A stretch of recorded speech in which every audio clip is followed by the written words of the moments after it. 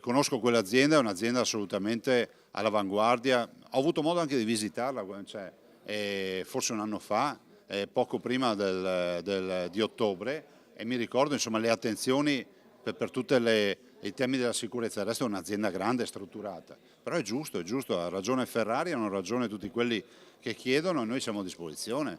Del resto abbiamo firmato un protocollo e il protocollo deve essere, come si può dire, garantito anche da fatti concreti come una riunione del tavolo.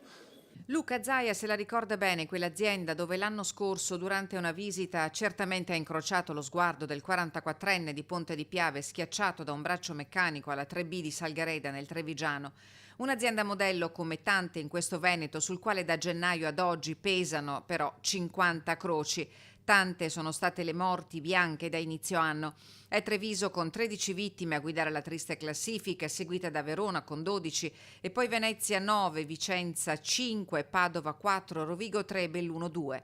Una contabilità puntuale, quella dell'Osservatorio delle morti sul lavoro di Bologna, che monitora quotidianamente l'andamento degli infortuni nei luoghi di lavoro.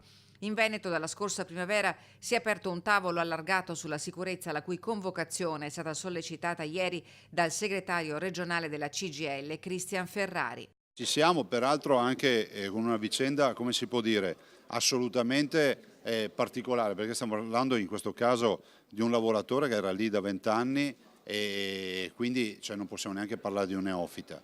La CGIL chiede di dare concreta applicazione al piano strategico regionale su salute e sicurezza che insieme a CISL e UIL è stato sottoscritto con la Regione Veneto e con le associazioni datoriali e di passare dalle parole ai fatti, a partire dall'avvio delle procedure per l'assunzione di 30 nuovi ispettori degli SPISAL, prima misura necessaria per determinare un aumento significativo dei controlli delle condizioni di lavoro nelle imprese.